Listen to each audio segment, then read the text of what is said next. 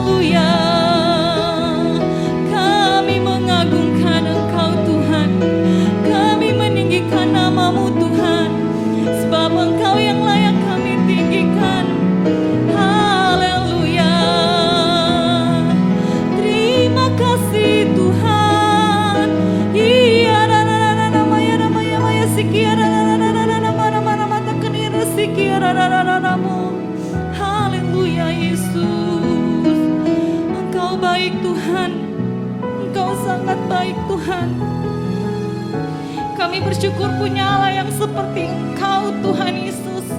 Engkau Allah yang patut kami tinggikan, Engkau Allah yang kami agungkan Tuhan Yesus.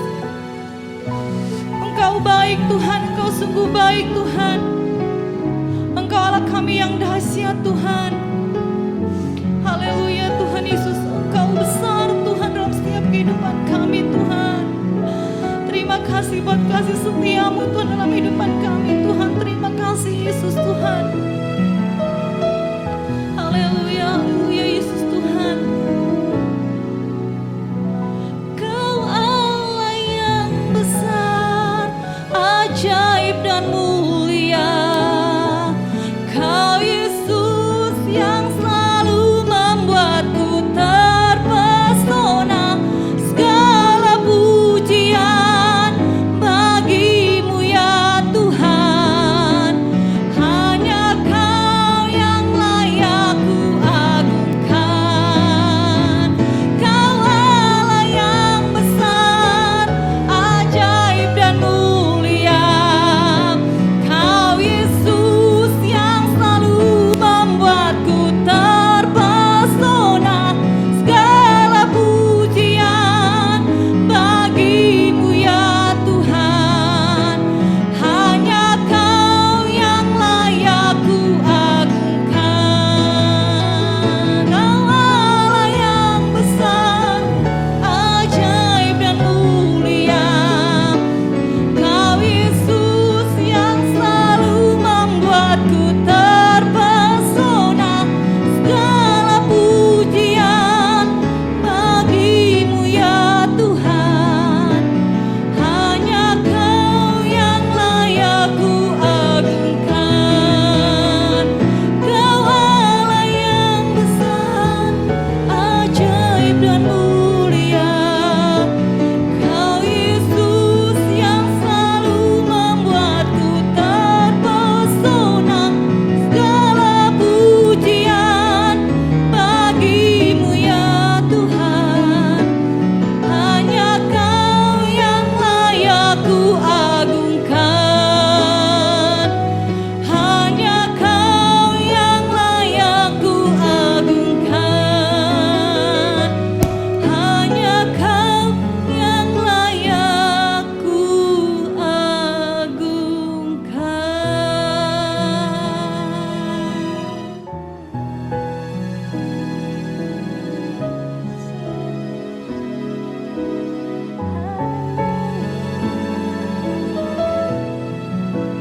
Terima kasih Tuhan Yesus.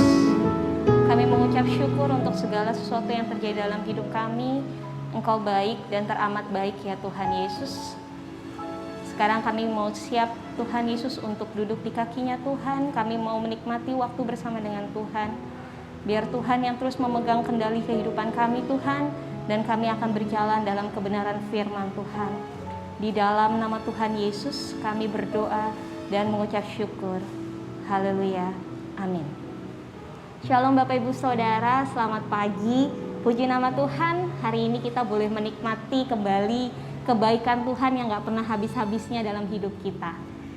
Mazmur 37 ayat 23 sampai 24 menjadi ayat yang akan menjadi kekuatan bagi kita sepanjang hari ini.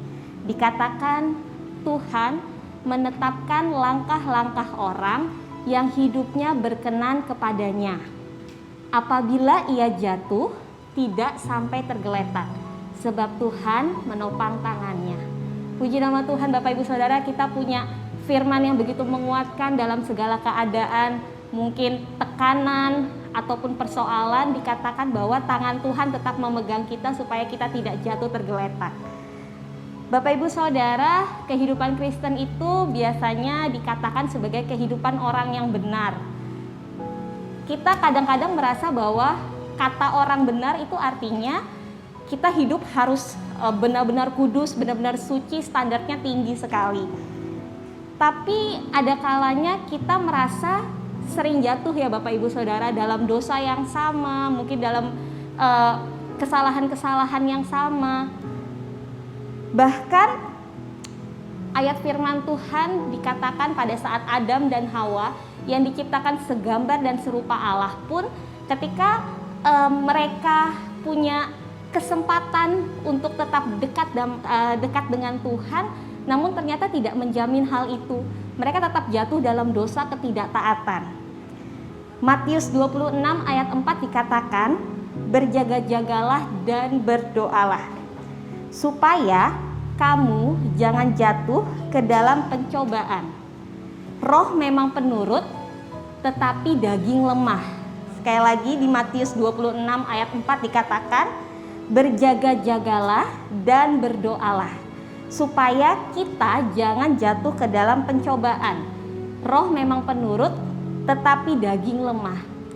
Tuhan sudah sangat mengerti keadaan kita, Bapak Ibu Saudara, bahwa keinginan kita memang melakukan kehendak Tuhan. Keinginan kita memang maunya ikut Tuhan, namun daging kita kadang-kadang membuat kita tuh jadi lemah untuk menolak dosa.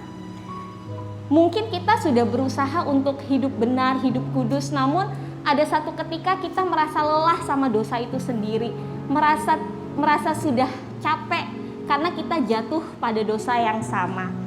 Namun yang paling penting Bapak Ibu Saudara, ketika kita jatuh, respon kita seperti apa?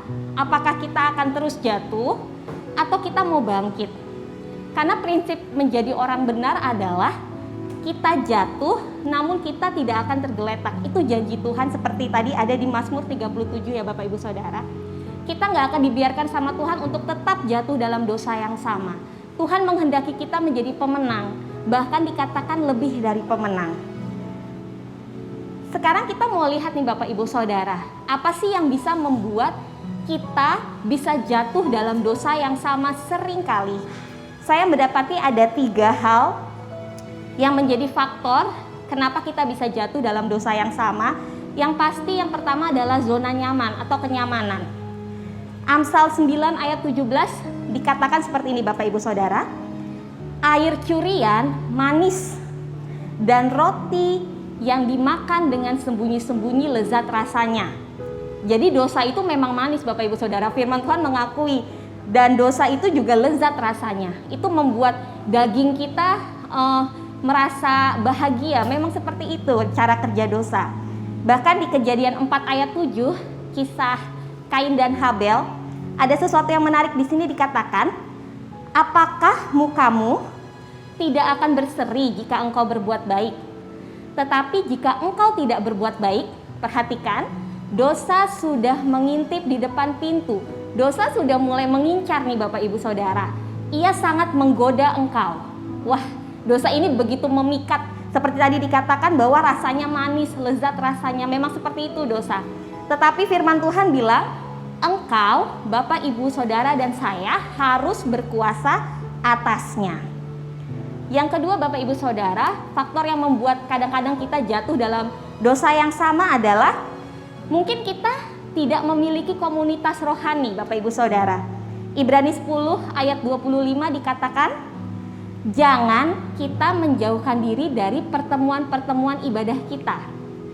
Dan ini yang harus kita tekankan, bahwa mari kita saling menasehati. Nah Bapak Ibu Saudara, dalam satu komunitas yang rohani pasti ada orang-orang yang akan membangun kita, yang akan membuat kita memiliki kesempatan yang jauh lebih besar untuk melakukan kehendak Tuhan dibanding kalau kita berjalan sendiri. Jadi jangan tinggalkan komunitas rohani Bapak Ibu Saudara, terus kita bergabung dalam kul-kul, kemudian juga cari orang-orang yang membangun supaya kita juga jadinya lebih punya keinginan untuk melakukan kehendak Tuhan. Dan yang ketiga, yang paling penting adalah kita harus punya pondasi yang kuat nih Bapak Ibu Saudara. Kenapa? Karena firman Tuhan menggambarkan diri kita itu seperti bangunan. Di dalam Lukas 6 ayat 48 dan 49, mari kita baca Bapak Ibu Saudara, dikatakan, orang itu menggali dalam-dalam dan meletakkan dasarnya, perhatikan, meletakkan dasarnya di atas batu. Jadi bangunan yang pertama yang ada di Lukas 6 ayat 48 adalah bangunan yang ditaruh di atas batu. Kemudian ada juga di ayat 49 bangunan yang kedua Bapak Ibu Saudara. Bangunan itu dibangun dikatakan di atas tanah tanpa dasar. Jadi ada dua jenis nih bangunan Bapak Ibu Saudara. Ada yang dibangun di atas dasar batu dan ada yang dibangun tanpa dasar. Kira-kira apa nih Bapak Ibu Saudara yang bisa kita pelajari? Bahwa dikatakan di firman Tuhan, datang air bah dan banjir. Dua bangunan itu tetap terkena air bah dan banjir. Tapi dikatakan rumah yang dibangun atas dasar batu, mereka tidak goyah, bangunan itu tidak goyah. Tetapi yang dibangun tanpa dasar, dikatakan hebatlah kerusakannya. Bapak Ibu Saudara, dosa itu pasti akan, seperti tadi dikatakan, akan sangat memikat, akan mengintai kita semua. Seperti banjir, seolah-olah seperti angin, seperti sesuatu yang sangat mengancam kita. Yang harus kita lakukan adalah kita harus punya fondasi yang kuat Bapak Ibu Saudara. Oleh sebab itu dikatakan di Mazmur 127 ayat 1, jikalau bukan Tuhan yang membangun rumah, sekali lagi, jikalau bukan Tuhan yang membangun rumah, sia-sialah usaha orang yang membangunnya. Jikalau bukan Tuhan yang mengawal kota, sia-sialah pengawal berjaga-jaga. Artinya, pondasi kita memang cuma sama Tuhan. Kita harus meletakkan dasar iman kita, dasar kepercayaan kita sama Tuhan.